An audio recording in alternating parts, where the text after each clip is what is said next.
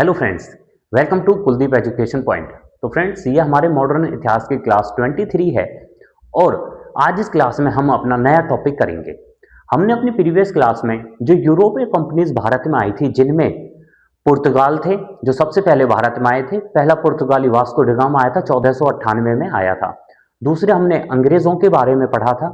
पहला अंग्रेज जो समुद्र के रास्ते से आया था वो थे कैप्टन हॉकिंस, जो जहांगीर के दरबार में आए थे।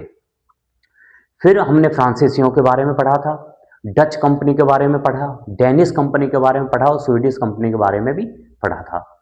इनमें से जो सबसे ज्यादा रूल चलता है, जिसका सबसे ज्यादा शासन चलता है, वो थे अंग्रेज। और अंग्रेजों का जब बहुत ज्यादा अत्याचार हो जाता है भारत में, वह अंग्रेजों की कुछ नीतियां ऐसी थी जो भारत की जनता के विरुद्ध थी, तो भारत जनता विद्रोह कर देती है। और उसी विद्रोह के ऊपर आज हमारा टॉपिक है, जो है हमारा 1857 की क्रांति, द रिवोल्ट ऑफ 1857।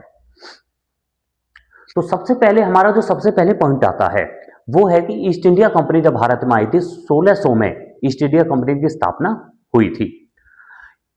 1600 में ईस्ट इंडिया कंपनी को जो परमिशन दी थी भारत में पूर्वी देशों के साथ व्यापार करने की, वो दी थी एलिजाबेथ ने। और एलिजाबेथ ने जो परमिशन दी थी वो थी 15 साल की परमिशन दी थी। परंतु 1609 में इस परमिशन को, जो 15 साल की परमिशन दी थी, इसको अनिश्चित काल के लिए कर दिया गया था। दूसरा पॉइंट आता है कि जब अंग्रेज भारत में आए थे, जैसे तो अंग्रेजों ने जो अपनी पहली फैक्ट्री खोलने की प्रयास किया था वो किया था 1608 में सूरत में। परंतु जहांगीर ने इन्हें परमिशन नहीं दी थी, तो 1608 में जो सूरत में फैक्ट्री खोल रही थी इनकी, वो असफल रही थी। दूसरी जो फैक्ट्री खुली थी वो खुली थी 1611 में, और 1611 में इनकी पहली व्यापारिक कोठी, जिसे हम फैक्ट्री भी कहते हैं, व्यापारिक कोठी की स्थापना हुई थी मसूलीपट्टनम में। और तीसरी थी 1613 में, जो सूरत में खुली थी। सूरत में 1613 में जो खुली थी, उसको स्थायी रूप से जो मान्यता प्राप्त हुई थी वो 1616 में हुई थी, जब 1615 में सर थॉमस रो भारत में आया था। तो सर थॉमस रो अजमेर में जहांगीर से मिला था और उसने सूरत वाली जो फैक्ट्री थी 1613, उसे मान्यता प्राप्त दिलवाई थी 1616 में। तो वहीं से ही अंग्रेजों का अत्याचार व अंग्रेजों की शासन, जो भारत के राज्य हैं, उनमें अपनी स्थापना व अपना साम्राज्य उन्होंने फैलाना शुरू कर दिया था। ऐसा ही आगे चल के बंगाल में एक युद्ध होता है। नेक्स्ट पॉइंट है हमारा कि 23 जून 1757 को एक युद्ध होता है बंगाल में, जो था प्लासी का युद्ध। और प्लासी का युद्ध जो होता है वो बंगाल के नवाब सिराजुद्दौला व अंग्रेजों के बीच में होता है। सिराजुद्दौला जो थे, उनके इसमें सिराजुद्दौला हार जाते हैं, क्योंकि इनका जो सेनापति था मीर जाफर इन्हें धोखा दे देता है। और मीर जाफर जब इन्हें धोखा दे देता है तो इस प्लासी के युद्ध में सिराजुद्दौला हार जाते हैं और अंग्रेज जो होते हैं वो जीत जाते हैं। और कहा जाता है कि इसी युद्ध के बाद अंग्रेजों का बंगाल में दबदबा शुरू हो जाता है। बंगाल में अंग्रेज जो अपनी पहली व्यापारिक फैक्ट्री खोलते हैं वो 1651 में खोलते हैं, हुगली नदी के किनारे पर खोली जाती है। नेक्स्ट पॉइंट है हमारा कि 1764 में भी एक युद्ध होता है, जिसे हम बक्सर का युद्ध कहते हैं।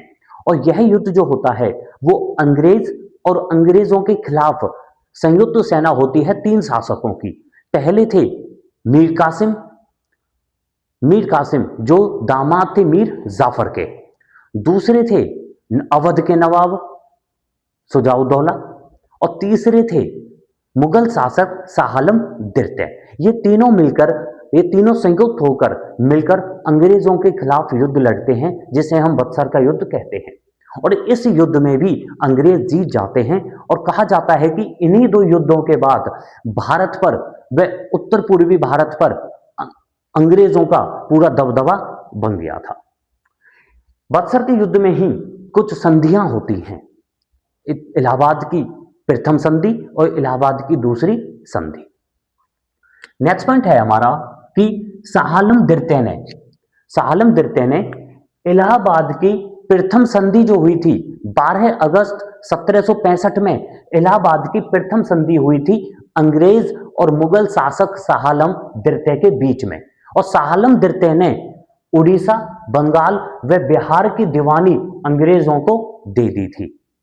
दोबारा से देखिए कि बक्सर के युद्ध में पराजित होने के बाद शाह आलम द्वितीय और अंग्रेजों के बीच में संधि होती है 12 अगस्त 1765 में, और वो संधि होती है इलाहाबाद की प्रथम संधि। और इसी संधि में शाह आलम द्वितीय जो मुगल शासक थे वो उड़ीसा, बिहार व बंगाल की दीवानी दे देते हैं अंग्रेजों को। नेक्स्ट पॉइंट आता है हमारा इसमें कि अंग्रेजों ने 1758 से क्योंकि 57 में युद्ध हुआ था प्लासी का, तो प्लासी के युद्ध के बाद ही अंग्रेजों का अत्याचार शुरू हो गया था भारतीय जनता पर। अंग्रेजों ने 1758 से 1857 तक भारत पर अनेक प्रकार के शोषण किए थे, वह अनेक प्रकार की नीतियां भी चलाई थी। कह सकते हैं कि यही वो कारण थे 1857 की क्रांति, द रिवोल्ट ऑफ 1857 का जो रिवोल्ट हुआ था, उसी रिवोल्ट के ये रीजन हैं, इन्हीं रीजनों की वजह से वो रिवोल्ट हुआ था। पहला जो पॉइंट है, पहला जो कारण बताया जाता है वो है कि जब प्लासी का युद्ध हुआ था 1757 में और बक्सर का युद्ध हुआ था 1764 में, इन दोनों युद्धों के बाद सारा जो साम्राज्य था, सारा जो बंगाल था, वो अंग्रेजों के बीच, अंग्रेजों के हाथों में आ गया था। और प्लासी और बक्सर के युद्ध के बाद अंग्रेजों ने भारतीय जनता को लूटना आरंभ कर दिया था। वह भारतीय जनता के साथ शोषण किया जाता था, उसे मारा जाता था, अनेक प्रकार के कर लगाए जाते थे। नेक्स्ट पॉइंट आता है हमारा सहायक संधि।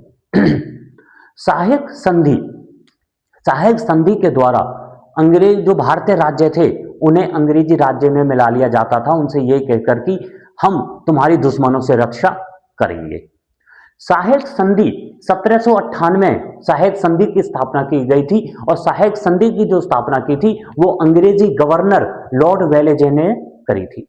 लॉर्ड वेलेस्ली ने करी थी सहायक संधि की स्थापना 1758 में। लॉर्ड वेलेस्ली जो थे, इनका जो शासन काल चला था, मतलब जो ये गवर्नर थे, वायसराय भी कह सकते हैं हम, गवर्नर जो थे वो 1798 से लेके 1805 तक थे। इनके द्वारा जो सहायक संधि थी कि नेक्स्ट पॉइंट है हमारा कि दुश्मनों से रक्षा करना भारतीय शासकों की। भारतीय शासक जो थे उनसे ये कहा जाता था कि आप हमारे अधीन आ जाइए और हम आपकी जो और अन्य शासक हैं उनसे आपकी रक्षा करेंगे, और बदले में ये उन शासकों से कर लिया करते थे, उनसे वेतन लिया करते थे। सहायक संधि जिन जिन राज्यों ने, जिन जिन क्षेत्रों ने, जिन जिन शासकों ने सहायक संधि अपनाई थी वो थे हमारे, सबसे पहले जो सहायक संधि अपनाई थी वो अपनाई थी हैदराबाद ने, हैदराबाद के नवाब ने। और हैदराबाद के नवाब ने जो सहायक संधि अपनाई थी वो अपनाई थी 1798 में। तो सहायक संधि अपनाने वाले जो सबसे पहला राज्य था वो था हैदराबाद 1798 में। दूसरा आता है मैसूर, और मैसूर ने अपनाई थी 1799 में। मैसूर में 1799 में जब अपनाई थी, जब टीपू सुल्तान वीर गति को प्राप्त हो गए थे, क्योंकि टीपू सुल्तान ने सहायक संधि अपनाने से मना कर दिया था। और आंग्ल मैसूर का जो चौथा युद्ध हुआ था, आंग्ल मैसूर का जो चौथा युद्ध हुआ था 1799 में, 1799 में टीपू सुल्तान वीर गति को प्राप्त हो जाते हैं, और अंग्रेज जो होते हैं वो वाडियार वंश के, वे यादव वंश के कृष्ण राव को नवाब बना देते हैं, और कृष्ण राव सहायक संधि अपना लेते हैं। तीसरा जो थे वो थे तंजौर। तंजौर ने जो सहायक संधि अपनाई थी वो अपनाई थी 1799 में। चौथे जो हैं वो हैं अवध का नवाब, और अवध के नवाब ने 1801 में सहायक संधि अपनाई थी। फिर आते हैं पेशवा जो मराठा साम्राज्य से ही एक वंश निकल के आया था, पेशवा के जो संस्थापक थे वो थे बालाजी विश्वनाथ। पेशवाओं ने जो साहित्य संधि अपनाई थी वो अपनाई थी 1801 में। अगला जो है हमारा नेक्स्ट जो है वो है बरार के भोसले। बरार के भोसले, भोसले वंश के जो वास्तविक संस्थापक माने जाते हैं वो हैं शिवाजी, छत्रपति शिवाजी प्रथम। और बरार के भोसलों ने जो साहित्य संधि अपनाई थी वो अपनाई थी 1803 में। फिर आते हैं मगध से ही एक और वंश निकला था, वो मगध कह रहा हूं, वो उसे मराठाओं से एक और वंश निकला था जो था सिंधिया वंश। और सिंधिया वंशों ने 1804 में साहित्य संधि अपनाई थी।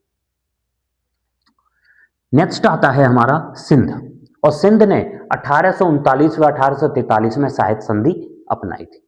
तो ये थे वो राज्य हमारे, वह क्षेत्र जिन्होंने साहित्य संधि अपनाई थी। साहित्य संधि जो 1798 में जिसकी स्थापना की गई थी, साहित्य संधि जिसकी शुरुआत की गई थी लॉर्ड वेलेस्ली के द्वारा। लॉर्ड वेलेस्ली जिसका शासन, जो गवर्नर रहा था 1798 से लेकर 1805 तक। उसके बाद हमारा जो तीसरा मुख्य कारण बताया जाता है 1857 की क्रांति का, वो था हड़प की नीति। हड़प की नीति जो थी वो जो हड़प की नीति शुरुआत की गई थी वो की गई थी डलहौजी के द्वारा, लॉर्ड डलहौजी के द्वारा। हड़प की नीति ये थी, अगर किसी शासन या किसी शासक का कोई भी उत्तराधिकारी नहीं है तो उसके राज्य को अंग्रेजी राज्य में मिला लिया जाता था। अगर किसी शासक की मृत्यु हो जाती है तो भी उसके राज्य को अंग्रेजी राज्य में मिला लिया जाता था। अगर किसी शासक ने कोई पुत्र गोद ले लिया है तो उसको अमान्य कर दिया जाता था गोद लिए पुत्र को, और उसके शासन को भी अपने राज्य में मिला लिया जाता था। तो भारत के पहला पॉइंट है हमारा कि भारत के राज्यों का अंग्रेजों द्वारा अधिग्रहण करना। नेक्स्ट पॉइंट है हमारा कि जो लॉर्ड डलहौजी थे, लॉर्ड डलहौजी द्वारा जो हड़प की नीति चलाई गई थी, और लॉर्ड डलहौजी को वायसराय बने थे वो 1856 से लेकर, वो 1848 से लेकर 1856 तक भारत के गवर्नर जनरल रहे थे, और इसी के मध्य में उन्होंने अपनी हड़प की नीति चलाई थी। नेक्स्ट पॉइंट है हमारा कि वह क्षेत्र जिन्होंने हड़प की नीति अपनाई थी या हड़प की नीति के द्वारा जबरदस्ती फोर्सफुली उन्होंने लॉर्ड डलहौजी ने भारत के राज्य व भारत के क्षेत्रों को अंग्रेजी क्षेत्र में मिला लिया। पहले हैं हमारे सतारा को हड़प की नीति के द्वारा 1848 में मिलाया गया था अंग्रेजी राज्य में। जो ब्रिटिश भारत था, ब्रिटिश भारत में मिला लिया गया था सतारा जो क्षेत्र था उसको 1848 में। दूसरा आते हैं जैतपुर, और जैतपुर को 1849 में मिलाया गया था। तीसरे आते हैं झांसी, 1853 में मिलाया गया था। फिर आते हैं संबलपुर, और संबलपुर को 1849 में मिलाया गया था। फिर आते हैं उदयपुर, और उदयपुर को 1852 में मिलाया गया था। फिर आते हैं नागपुर, और नागपुर को 1854 में मिलाया गया था। तो ये थी नीति जो थी हड़प की नीति, जिसे लॉर्ड डलहौजी ने शुरू किया था। ये जो हमारी दो नीति हैं, सहायक नीति और हड़प की नीति, इन दो नीतियों को हम एक साथ अपनी अलग क्लास में करेंगे, पूरी डिटेल में करेंगे। चौथा जो पॉइंट है हमारा, जो मुख्य कारण है 1857 की क्रांति का, वो है गोद निषेध प्रथा। मतलब गोद लिए पुत्र, कुछ शासकों के अपने पुत्र नहीं थे या उनके अपने पुत्र वीर गति को प्राप्त हो गए थे, तो उन शासकों ने पुत्र गोद लिए थे, परंतु अंग्रेजों के द्वारा यह नीति चलाई गई थी कि गोद निषेध प्रथा। मतलब अगर किसी राजा को कोई पुत्र नहीं है या उसका पुत्र वीर गति को प्राप्त हो गया है, मतलब उस राजा का कोई भी उत्तराधिकारी नहीं है जो उस राजा के बाद उसका शासन व उसका राज्य संभाल सके, तो अगर वो पुत्र गोद लेता है, वो शासक, वो राजा, तो वो पुत्र गोद नहीं लेगा, उसको मान्य नहीं माना जाएगा, और उसका राज्य हड़प की नीति के द्वारा हडप की नीति के द्वारा ब्रिटिश भारत में वे ब्रिटिश अपने अंडर में उस राज्य को ले लेंगे। पांचवा पॉइंट है हमारा भारतीय धर्म में फेरबदल, मतलब भारतीयों का जो धर्म था उसमें फेरबदल किया जा रहा था। वह हम कह सकते हैं कि भारत में हिंदू मुस्लिम अंग्रेजों की जो मुख्य नीति थी, जो मुख्य पॉलिसी थी, डिवाइड एंड रूल पॉलिसी, उसके तहत भारत के लोगों को हिंदू मुस्लिम व अन्य धर्मों के कारण लड़ाया जा रहा था, तो उनके धर्मों के साथ फेरबदल किया जा रहा था। छठा जो पॉइंट है ये सबसे मुख्य कारण बना था 1857 की क्रांति का, क्योंकि 1857 में एक नई राइफल लॉन्च हुई थी, एक नई राइफल की शुरुआत हुई थी, जिस राइफल में जो कारतूस थे उन कारतूसों पर गाय व सुअर की चर्बी वाले कारतूस चलवाए गए थे भारतीय सैनिकों। हिंदू जो थे उन्होंने मना कर दिया था क्योंकि उस पर गाय की चर्बी वाले कारतूस थे। मुस्लिम जो थे, मुस्लिम समुदाय जो था, उन्होंने मना कर दिया क्योंकि उस पर सुअर की चर्बी वाले कारतूस थे। तो इस प्रकार से यह एक सभी धर्मों का मिला जुला विद्रोह था 1857 की क्रांति। सातवां जो हमारा कारण बनता है वो है हमारा भारतीय सैनिकों से भेदभाव करना। भारतीय सैनिक जो थे उनके साथ भेदभाव किया जाता था क्योंकि उन्हें लड़ने के लिए समुद्र पार भेजा जाता था, और भारतीय सैनिकों का यह मत था कि अगर हमें समुद्र पार लड़ने के लिए भेजा जा रहा है तो मतलब हमारा धर्म बदला जा रहा है। और भारतीय सैनिकों को वेतन में भी भेदभाव किया जाता था, उनके रहन सहन में भी भेदभाव किया जाता था। तो ये थे हमारे 7 मुख्य कारण 1857 की क्रांति के। नेक्स्ट पॉइंट है हमारा कि जो हमारी 1857 का रिवोल्ट था, इस 1857 के रिवोल्ट को कुछ इतिहासकारों ने अपने अपने नाम दिए थे उनके अनुसार। जैसे कि 1857 की क्रांति को दिए गए नाम इतिहासकार व कुछ विदेशी इतिहासकारों के द्वारा। सबसे पहले आता है हमारा कि सैनिक विद्रोह। 1857 के जो विद्रोह था उसको सैनिक विद्रोह कहा गया था, और सैनिक विद्रोह जो कहा था वो जॉन सिले, सैयद अहमद और आर.सी. मजूमदार ने कहा था। दोबारा से देखिए कि जॉन सिले, सैयद अहमद और आर.सी. मजूमदार ने 1857 का जो क्रांति थी उसको सैनिक विद्रोह कहा था। दूसरा आता है हमारा कि 1857 की क्रांति को सभ्यता व बर्बरता के मध्य युद्ध कहा था, कि 1857 की जो क्रांति थी वह सभ्यता और बर्बरता के मध्य एक युद्ध था, और यह कहा था इतिहासकार टी.आर. होम्स ने। विदेशी इतिहासकार टी.आर. होम्स ने कहा था कि यह सभ्यता व बर्बरता के मध्य युद्ध है। तीसरा आता है हमारा राष्ट्रीय विद्रोह। 1857 की क्रांति को राष्ट्रीय विद्रोह कहा था, और राष्ट्रीय विद्रोह कहा था बेंजामिन डिज़रेली ने। बेंजामिन डिज़रेली ने 1857 की क्रांति को राष्ट्रीय विद्रोह कहा था। फोर्थ आता है हमारा कि आर.सी. मजूमदार जो थे, आर.सी. मजूमदार ने 1857 की क्रांति को the sepoy mutiny and the reward of 1857। दोबारा से देखिए कि आर.सी. मजूमदार ने 1857 की क्रांति को the sepoy mutiny and the reward of 1857 कहा था। पांचवा आता है हमारे कि वी.डी. सावरकर, और वी.डी. सावरकर ने 1857 की क्रांति को भारत का प्रथम स्वतंत्रता संग्राम कहा था। छठे आते हैं हमारे एस.एन. सेन, और एस.एन. सेन ने 1857 की क्रांति को 1857 रिवॉल्ट कहा था। 1857 रिवॉल्ट कहा गया था एस.एन. सेन के द्वारा। सेवंथ, सातवें आते हैं हमारे अशोक मेहता। और अशोक मेहता ने 1857 की क्रांति को विद्रोह का स्वरूप राष्ट्र कहा था कि 1857 की क्रांति एक विद्रोह का स्वरूप राष्ट्र था, मतलब कि जो 1857 का विद्रोह था इसका जो स्वरूप था वो कौन सा था? राष्ट्र था।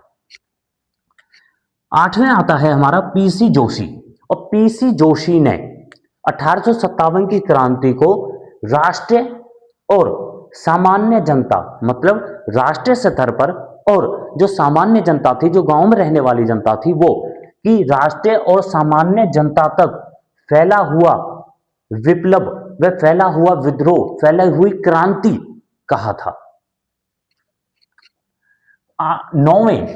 नौवें जो इतिहासकार हैं वो हैं हमारे मुंशी जीवनलाल। मुंशी जीवनलाल और जो हमारे मुइनुद्दीन, मुंशी जीवनलाल और मुइनुद्दीन ने दोनों ने ये कहा था कि 1857 की जो क्रांति थी यह एक सैनिक विद्रोह था, यह एक सैनिक विद्रोह था, क्योंकि मंगल पांडे ने सबसे पहले यह विद्रोह किया था। 11वें आते हैं हमारे JL नेहरू, जवाहरलाल नेहरू। 12वें आते हैं हमारे सर सैयद अहमद खां। जवाहरलाल नेहरू और सर सैयद अहमद खां इन दोनों ने 1857 की क्रांति को सिपाही विद्रोह नहीं कहा था। ध्यान रखिए कि मुंशी जीवनलाल और मुइनुद्दीन ने 1857 की क्रांति को सैनिक विद्रोह कहा था, परंतु जवाहरलाल नेहरू और सर सैयद अहमद खां इन दोनों ने 1857 की क्रांति को सैनिक विद्रोह नहीं कहा था। इन्होंने कहा था कि सैनिक विद्रोह नहीं है बल्कि निमित्त जनता का संगठित विद्रोह है, कि यह सिर्फ एक सैनिक विद्रोह नहीं है, ये पूरी जनता जो सेना में भी नहीं थी, पूरी जनता का एक संगठित विद्रोह है। 13वें जो इतिहासकार हैं वो हैं हमारे डब्ल्यू टेलर। और जो 14वें इतिहासकार हैं वो हैं जेम्स आउटम और डब्ल्यू टेलर ने, इन दोनों ने ये कहा था 1857 की क्रांति के बारे में कि यह अंग्रेजों के खिलाफ हिंदू मुसलमान का षड्यंत्र है। हिंदू मुसलमान का षड्यंत्र बताया था 1857 की क्रांति को डब्ल्यू टेलर व जेम्स आउटमैन ने। जब हमने 1857 की क्रांति के कारण पढ़े थे तो उसमें जो कारतूस बनाए गए थे वो गाय की चर्बी और सुअर की चर्बी से बनाए गए थे। गाय की चर्बी जो हिंदू संप्रदाय के लिए, हिंदू जो हैं उन्होंने गाय की चर्बी के कारतूस के लिए विद्रोह कर दिया था और मुस्लिमों ने सुअर की चर्बी के लिए विद्रोह कर दिया था। तो यही कहा है डब्ल्यू टेलर व जेम्स आउटमैन ने कि यह अंग्रेजों के खिलाफ हिंदू मुसलमानों का षड्यंत्र था। 15वें हैं हमारे रीज। और रीज इतिहासकार ने यह ईसाई धर्म के विरुद्ध धर्म युद्ध कहा है कि यह 1857 की क्रांति एक धर्म युद्ध है। धर्म युद्ध है किसके खिलाफ? ईसाई धर्म के खिलाफ। 16वें जो हैं हमारे इतिहासकार जिन्होंने कहा है सर जॉन सीले ने 1857 की क्रांति के बारे में यह कहा है कि 1857 की क्रांति एक देशभक्ति रहित स्वार्थपूर्ण था, कि इसमें देशभक्ति नहीं थी बल्कि यह एक स्वार्थ से भरा हुआ क्रांति थी। यह कहा था सर जॉन सीले ने। जो हमारे 17वें इतिहासकार हैं वो हैं हमारे सर जॉन लॉरेंस। और सर जॉन लॉरेंस ने यह कहा था 1857 की क्रांति के बारे में कि यदि 1857 की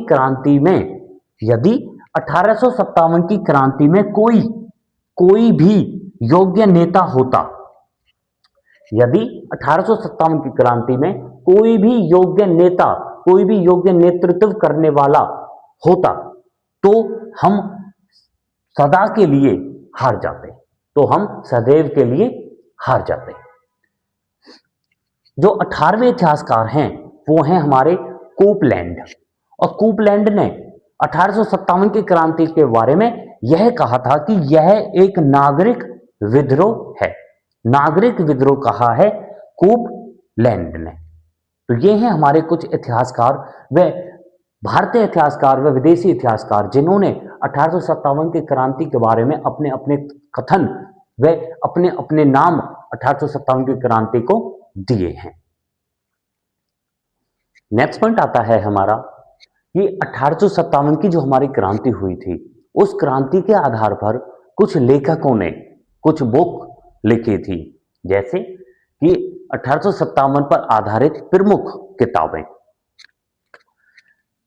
जो हमारी सबसे पहली किताब है वो है हमारी the great rebellion. The great rebellion, और द ग्रेट रेबिलियन बुक लिखी थी अशोक मेहता ने। अशोक मेहता ने बुक लिखी थी द ग्रेट रेबिलियन। दूसरी बुक है हमारी first war of independence. First war of independence, और ये बुक लिखी थी हमारी वीडी सावरकर ने। वीडी सावरकर ने। तीसरी बुक है हमारी history of Indian mutiny. History of Indian mutiny, और history of Indian mutiny book लिखी थी टी.आर. होम्स ने। टी.आर. होम्स ने। ये म्यूटनी जो वर्ड है, इस म्यूटनी वर्ड पे ध्यान रखना। चौथी फोर्थ बुक लिखी है हमारी रेबिलियन 1857। रेबिलियन 1857 बुक लिखी थी पी.सी. जोशी ने। पी.सी. जोशी ने। पांचवी बुक लिखी है हमारी causes of the Indian revolt. Causes of the Indian revolt book लिखी थी सर सैयद अहमद खान ने। सर सैयद अहमद खान ने। सिक्स्थ छठी बुक है हमारी 1857। 1857, और 1857 बुक लिखी है हमारी एस.एन. सेन ने। एस.एन. सेन ने। सेवंथ बुक है हमारी theories of Indian mutiny. Theories of Indian mutiny. Theories of Indian mutiny लिखी है शशि भूषण ने। शशि भूषण ने। म्यूटनी वर्ड पहले भी आया था, जो है हमारा history of Indian mutiny. History of Indian mutiny book लिखी थी टी.आर. होम्स ने, और थ्योरीज ऑफ इंडियन म्यूटनी लिखी है शशि भूषण ने। एट्थ बुक है हमारी poverty and un British rule in India. तो ये लिखी है हमारी दादा भाई नौरोजी ने। दादा भाई नौरोजी ने बुक लिखी है poverty and un British rule in India. जहां भी कहीं अगर पावर्टी वर्ड आता है तो 99% आंसर होता है दादा भाई नौरोजी। नाइन्थ बुक है हमारी an essay on the cause of 1857। An essay on the cause of 1857, और ये बुक लिखी है हमारी सर सैयद अहमद खान ने। टेंथ बुक है हमारी the first Indian war of independence. The first Indian war of independence, और ये बुक लिखी है कार्ल मार्क्स और फ्रेडरिक एजल्स ने। कार्ल मार्क्स और फ्रेडरिक एजल्स ने इस बुक को लिखा है। 11वीं बुक है हमारी the peasant and the Raj. The peasant and the Raj, और ये बुक लिखी है हमारी रस्किन थॉमस ने। Ruskin Thomas. 12वीं बुक है हमारी 12th बुक है हमारी the history of the spy war in India. The history of the war oh spy war in India. तो यह बुक लिखी है हमारी जॉन विलियम कावे ने। जॉन विलियम कावे ने। 13वीं बुक है हमारी 13th बुक है हमारी असबाब ए बगावत हिंद। असबाब ए बगावत हिंद, और यह बुक लिखी है सर सैयद अहमद खान ने। और ये कहा जाता है कि जो सर सैयद अहमद खान ने ये बुक लिखी थी, एन ऐसे on the cause of 1857 revolt, तो ये कहा जाता है इसी बुक का जो अनुवाद था हिंदी में वह इस्लाम में, वो था असबाब ए बगावत हिंद, जिसको सर सैयद अहमद खान ने लिखा था। 14th बुक आती है हमारी, 14वीं बुक है हमारी civil rebellion in the Indian mutinies, civil rebellion in the Indian mutinies, और यह बुक लिखी है एस.बी. चौधरी ने, एस.बी. चौधरी ने। म्यूटनीज के ऊपर हमारी 3 बुकें आई हैं। पहली थी हमारी हिस्ट्री ऑफ इंडियन म्यूटनी, जिसे टी.आर. होम्स ने लिखा है। दूसरी थी थ्योरीज ऑफ इंडियन म्यूटनी, जिसे शशि भूषण ने लिखा है। और तीसरी है हमारी civil rebellion in the Indian mutinies, जो है हमारी एस.बी. चौधरी ने लिखा है। म्यूटनीज का मतलब होता है कि जो गवर्नमेंट के अधिकार होते हैं उनको नहीं मानना, उनके सैनिकों के द्वारा कुछ अधिकारों में बगावत कर देना, तो म्यूटनी का मतलब होता है बगावत करना। नेक्स्ट पॉइंट है हमारा कि जे.के. एक इतिहासकार थे, विदेशी इतिहासकार, और जे.के. ने यह कहा था 1857 की क्रांति के बारे में कि 1857 की क्रांति war and white black people, मतलब war between white and black people, कि गोरे और काले लोगों के बीच में यह एक युद्ध था। नेक्स्ट पॉइंट आता है कि अबुल कलाम आजाद ने भी 1857 की क्रांति के ऊपर अपने कुछ शब्द कहे थे। उन्होंने अपना एक कथन कहा था, जैसे कि 1857 की क्रांति को अबुल कलाम आजाद ने जातीय व राष्ट्रीय विद्रोह कहा था। जातीय और राष्ट्रीय विद्रोह कहा था 1857 की क्रांति को, परंतु अबुल कलाम आजाद ने इस विद्रोह को धार्मिक विद्रोह नहीं कहा था, धार्मिक विद्रोह नहीं कहा था। नेक्स्ट पॉइंट है हमारा कि वीडी सावरकर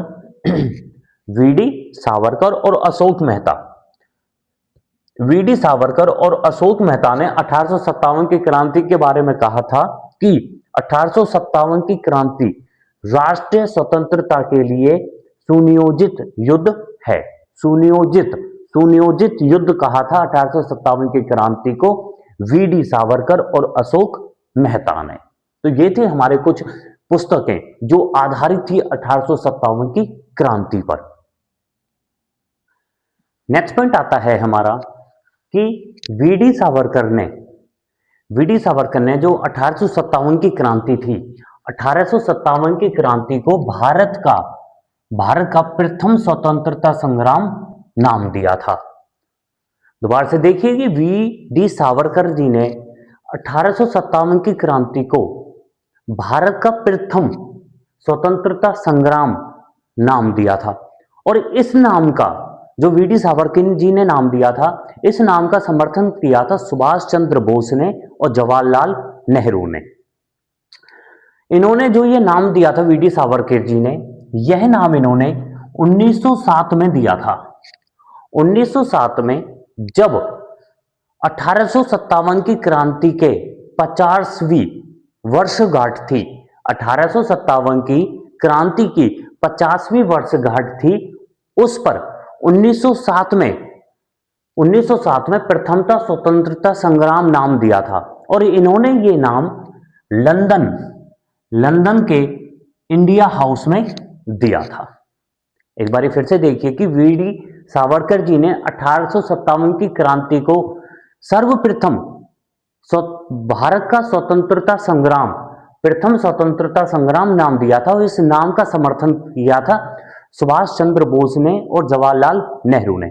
और इन्होंने ये नाम 1857 की क्रांति की 50वीं वर्षगांठ के समय पर 1907 में लंदन के इंडिया हाउस में दिया था।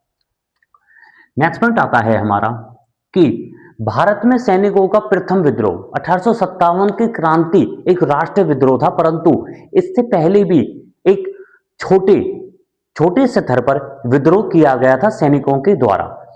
तो भारत में सैनिकों का जो प्रथम विद्रोह हुआ था वो 10 जुलाई 1806 में हुआ था। और इस जो विद्रोह हुआ था, इस विद्रोह का जो नेतृत्व किया था वो किया था बलवंत राय फडके ने। बलवंत राय फडके के नेतृत्व में वेलोर, तमिलनाडु, वेलोर के सैनिकों ने किया था। बस देखिए कि भारत में सैनिकों का प्रथम विद्रोह जो हुआ था वो 10 जुलाई 1806 में हुआ था। और 10 जुलाई 1806 में बलवंत राय फडके के नेतृत्व में वेलोर, तमिलनाडु में सैनिकों के द्वारा प्रथम विद्रोह किया गया था, परंतु इस विद्रोह को दबा दिया गया था अंग्रेजों के द्वारा। नेक्स्ट पॉइंट आता है हमारा कि 26 फरवरी 1857 को, क्योंकि जो क्रांति की जो तिथि निर्धारित की गई थी 1857 की वो 31 मई की गई थी, परंतु 31 मई से पहले ही 10 मई को क्रांति शुरू हो गई थी। परंतु मई से पहले भी कुछ सैनिकों के द्वारा छोटी मोटी विद्रोह कर दिए गए थे। जैसे 26 फरवरी 1857 को बुरहनीपुर, मध्य प्रदेश, बुरहनीपुर छावनी, यह मध्य प्रदेश में यह छावनी है बुरहनीपुर, और इस छावनी में 19वीं एनआई बटालियन के सैनिकों ने विद्रोह किया था, जो क्रांति के समय 1857 की क्रांति के समय प्रथम विद्रोह माना जाता है। बाद में अंग्रेजों के द्वारा यह जो 19वीं बटालियन थी, इस बटालियन को भंग कर दिया गया था। नेक्स्ट पॉइंट है हमारा कि 1842 में जब बर्मा के साथ युद्ध हो रहा था अंग्रेजों का, तो 1842 ईस्वी में बर्मा युद्ध के समय सैनिकों ने विद्रोह कर दिया था। और सैनिकों ने जो विद्रोह किया था वो 47वीं बटालियन ने किया था। और इस विद्रोह का जो कारण बताया जाता है वो है कि भारतीय सैनिकों के साथ भेदभाव किया जा रहा था। भेदभाव मतलब इनको भत्ते नहीं दिए जा रहे थे और इनकी जाति, रंग, रूप के आधार पर इनसे भेदभाव किया जा रहा था, इन्हें अच्छा खाना नहीं दिया जा रहा था। तो 1842 में बर्मा युद्ध के समय सैनिकों ने और सैनिकों की 47वीं बटालियन ने विद्रोह कर दिया था, क्योंकि इनके साथ भेदभाव हो रहा था। नेक्स्ट पॉइंट है हमारा कि 1825 में भी एक विद्रोह हुआ था। ये छोटे स्तर पर ये विद्रोह हो रहे थे। तो 1825 में जो विद्रोह हुआ था वो असम में स्थित तोपखाना था, और इस तोपखाने में सैनिकों के द्वारा विद्रोह किया गया था 1825 में असम में। नेक्स्ट पॉइंट आता है हमारा कि 1844 में 34वीं रेजिमेंट व 64वीं रेजिमेंट के सैनिकों ने उचित भत्ते, मतलब उनने भत्तों के आधार पर भेदभाव किया जा रहा था, उन्हें अच्छे पैसे नहीं दिए जा रहे थे, तो उचित भत्ते ना मिलने पर सिंध जाने से मना कर दिया था। दोबारा से देखिए कि अंग्रेजों की तरफ से भारतीय सैनिक सिंध जा रहे थे लड़ाई लड़ने के लिए 1844 में, और सिंध में जो सैनिकों की रेजिमेंट थी, दो रेजिमेंटों ने, एक थी 34वीं रेजिमेंट और दूसरी थी 64वीं रेजिमेंट, इन दोनों रेजिमेंटों ने विद्रोह कर दिया था जब ये सिंध के अभियान पर सिंध के साथ लड़ाई लड़ने जा रहे थे, क्योंकि इनके साथ भत्ते के आधार पर भेदभाव किया जा रहा था। नेक्स्ट पॉइंट है हमारा कि 1849 व 1850 में पंजाब जो हमारा राज्य है, पंजाब के गोविंदगढ़ की रेजिमेंट द्वारा विद्रोह किया गया था। नेक्स्ट पॉइंट है कि 1857 की क्रांति को चिन्ह दिया गया था, जो था कमल और रोटी। यह कमल और रोटी जो चिन्ह दिया था 1857 की क्रांति को, यह दिया था गुरदास बाना ने। तो ये हमारे थे कुछ विद्रोह। जब 10 मई को विद्रोह शुरू हो गया था 1857 क्रांति, उससे पहले जो विद्रोह हुए थे भारत में, छोटे छोटे विद्रोह हुए थे, उन सब की जानकारी। 1857 की क्रांति में कुछ महिलाओं ने बढ़ चढ़कर भाग लिया था। जैसे महिलाओं के द्वारा 1857 की क्रांति में भाग लिया गया था। पहली जो महिला हैं वो हैं उदाबाई। उदाबाई, फिर आती हैं हमारी झलकारी बाई, तीसरी महिला हैं हमारी मेहनीरी बाई, फिर आती हैं एजीजन बाई, फिर हैं हमारी अवंती बाई, फिर हैं रानी द्रौपदी, फिर हैं जमीला बाई और फिर हैं शोभना बाई।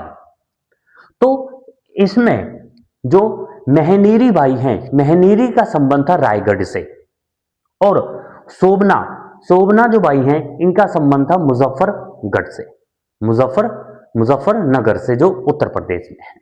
तो ये थी कुछ महिलाएं जिन्होंने 1857 की क्रांति में भाग लिया था। 1857 की क्रांति की एक निर्धारित तिथि घोषित की गई थी, एक तिथि निर्धारित की गई थी कि 1857 की क्रांति उस दिन से शुरू की जाएगी, परंतु जो तिथि थी हमारी 31 मई, 31 मई। परंतु समय से पहले ही जब सैनिकों के द्वारा, या फिर हम कह सकते हैं कि अंग्रेजों के द्वारा जब अत्याचार ज्यादा बढ़ा दिया गया था, या भारतीय सैनिकों के साथ शोषण किया जा रहा था, या जब अंग्रेजों ने अपनी नई राइफल जिसमें गाय की चर्बी व सुअर की चर्बी के कारतूस थे, तो सैनिकों ने समय से पहले ही 10 मई को 1857 की क्रांति की शुरुआत कर दी थी।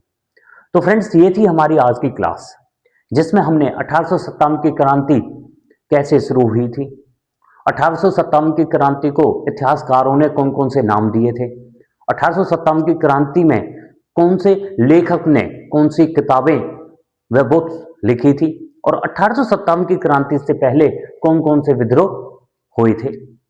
तो हम अपनी नेक्स्ट क्लास में 1857 की क्रांति जो हमारी शुरू हुई थी 10 मई से, उसके बारे में स्टार्ट करेंगे। Thank you. हेलो फ्रेंड्स, तो फ्रेंड्स अभी जो हमने हमारी 1857 की क्रांति की शुरुआत देखी है, तो उससे रिलेटेड अब हम अपने एमसीक्यू क्वेश्चंस करेंगे। पहला क्वेश्चन है हमारा कि सहायक संधि नीति किसने प्रारंभ की थी। तो सहायक संधि नीति जो हमारे प्रारंभ की थी वो की थी लॉर्ड वेलेस्ली ने, लॉर्ड वेलेस्ली ने, और इनका जो कार्यकाल चला था वो चला था 1798 से 1805 तक चला था। और सहायक संधि जो सबसे पहले जिस राज्य ने स्वीकार करी थी वो था हैदराबाद, वो था हैदराबाद 1798 में, और दूसरे में करी थी मैसूर ने 1799 में, जब टीपू सुल्तान वीरगति को प्राप्त हो जाते हैं, और टीपू सुल्तान को दक्षिण भारत का नेपोलियन भी कहा जाता है। नेक्स्ट क्वेश्चन है हमारा कि 1857 की क्रांति के समय भारत का गवर्नर जनरल कौन था। तो भारत का गवर्नर जनरल था उस समय लॉर्ड कैनिन, लॉर्ड कैनिन, और लॉर्ड कैनिन ही भारत के अंतिम गवर्नर जनरल था, और प्रथम वायसराय जो था वो भी लॉर्ड कैनिन ही था। नेक्स्ट क्वेश्चन आता है हमारा कि ड्रेन ऑफ वेल्थ सिद्धांत किसने दिया था। तो ड्रेन ऑफ वेल्थ सिद्धांत दिया था दादा भाई नौरोजी ने, दादा भाई नौरोजी ने ड्रेन ऑफ वेल्थ सिद्धांत दिया था। और दादा भाई नौरोजी ने ही एक बुक लिखी थी जो थी poverty and un-British rule in India. तो ये बुक लिखी थी दादा भाई नौरोजी ने।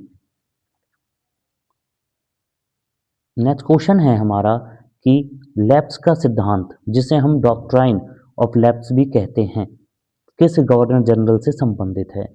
तो लैप्स का सिद्धांत जो संबंधित है वो है हमारा डलहौजी, लॉर्ड डलहौजी से। और लैप्स के सिद्धांत को हम हड़प की नीति भी कहते हैं, हड़प की नीति भी कहते हैं। और लॉर्ड डलहौजी जो गवर्नर जनरल आए थे, जो वायसराय बने थे, वो बने थे 1848 से लेके 1856 तक। और लैप्स हड़प की नीति के द्वारा जो पहला राज्य जो अंग्रेजी राज्य में मिलाया गया था वो था सतारा, वो था सतारा, और सतारा मिलाया था 1848 में। नेक्स्ट क्वेश्चन है हमारा कि हड़प की नीति, हड़प की नीति जो लॉर्ड डलहौजी ने शुरू करी थी 1848 में, तो हड़प की नीति के अनुसार किस स्थिति में राज्य को ब्रिटिश साम्राज्य में मिलाया जा सकता था? तो वो मिलाया जा सकता था, हमारा आंसर है सी, उत्तराधिकारी न होने पर, कि जब किसी राजा का कोई उत्तराधिकारी नहीं था, या अगर कोई राजा, राजा को गोद लिए पुत्र, मतलब राजा गोद किसी पुत्र को गोद भी नहीं ले सकता था, तो यही कारण था जिससे हड़प की नीति के द्वारा भारत के राज्य को अंग्रेजी राज्य में मिला लिया जाता था। नेक्स्ट क्वेश्चन है हमारा कि the Indian war of independence 1857, यह बुक किसने लिखी थी? तो यह बुक लिखी थी हमारी वीडी सावरकर जी ने, वीडी सावरकर जी ने 1857 की बुक लिखी थी। और वीडी सावरकर जी ने ही 1857 की जो क्रांति थी, 1857 की क्रांति को भारतीय स्वतंत्रता संग्राम, प्रथम स्वतंत्रता संग्राम कहा था। और इस नाम का जो समर्थन किया था वो जवाहरलाल नेहरू ने, जे.एल. नेहरू और बाल गंगाधर तिलक जी ने भी किया था।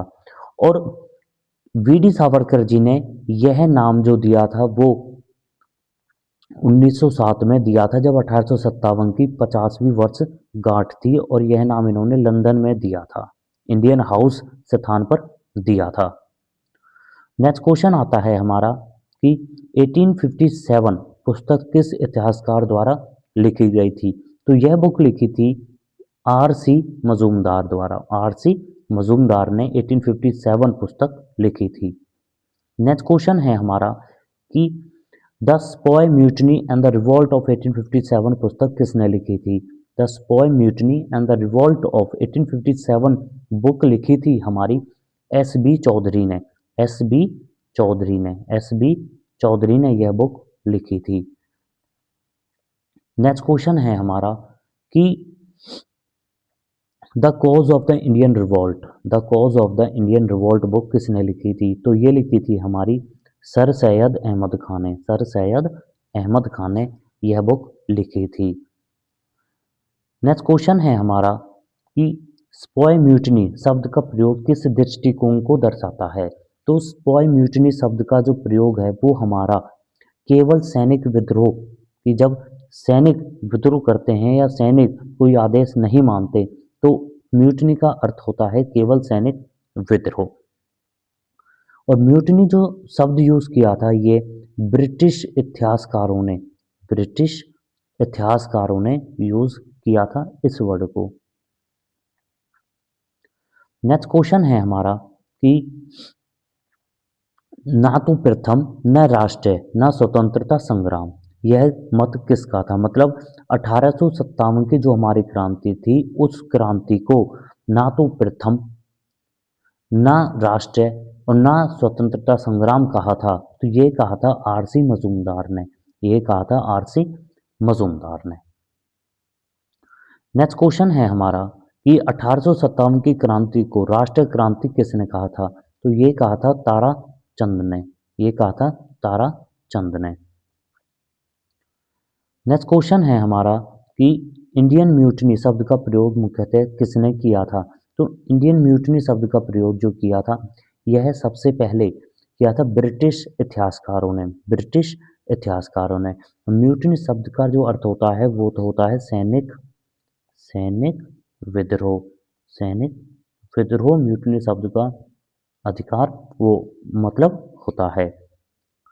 नेक्स्ट क्वेश्चन है हमारा कि भारत का प्रथम सैनिक विद्रोह कब हुआ था? तो भारत का जो प्रथम सैनिक विद्रोह हुआ था वो हुआ था 1806 में, और 1800 में ये तमिलनाडु में हुआ था। तमिलनाडु के वेलूर, वेलूर स्थान पर यह विद्रोह हुआ था। और यह विद्रोह सैनिकों के द्वारा जो भेदभाव किया जा रहा था सैनिकों में, अंग्रेजी सैनिक और भारतीय सैनिकों में, उसमें हुआ था। और इसका विद्रोह का जो नेता था, जो नेतृत्व किया था वो किया था बलवंत राय फडके ने, बलवंत राय फडके ने इस विद्रोह का नेतृत्व किया था।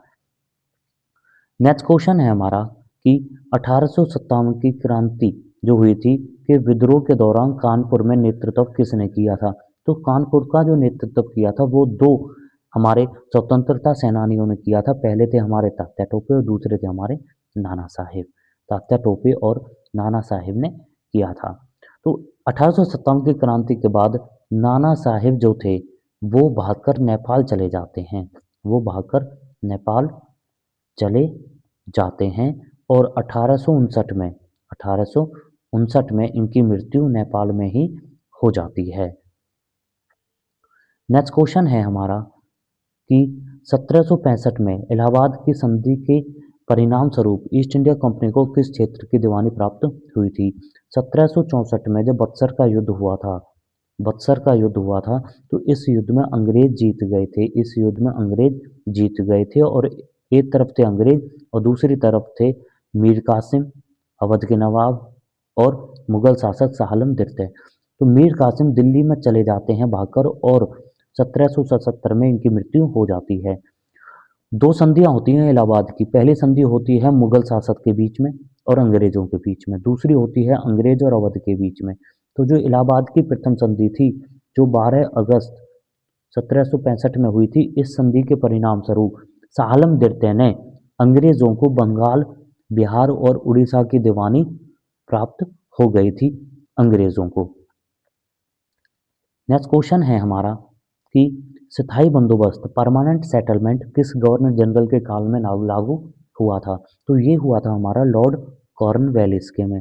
लॉर्ड कॉर्नवालिस जो 2 बार भारत के गवर्नर जनरल बन के आए थे। पहले आए थे ये 1786 से लेके 1793 और दूसरी बार ये आए थे ये 1805 में। और 1805 में ये कुछ महीनों के लिए ही बनकर आए थे और इन्होंने जो स्थायी बंदोबस्त शुरू करवाया था वो करवाया था 1793 में। लॉर्ड वेलिजेने ने जो नीति शुरू करी थी वो थी सहायक नीति और लॉर्ड डलहौजी ने नीति करी थी हमारी हड़प की नीति। हड़प की नीति शुरू की थी और यही कुछ नीतियां थी जिनके द्वारा 1857 की क्रांति की शुरुआत हुई थी। तो फ्रेंड्स ये थी हमारी आज की क्लास जिसमें हमने अपनी थ्योरी और एमसीक्यू क्वेश्चंस की प्रथम पार्ट किया है 1857 की क्रांति का। Thank you.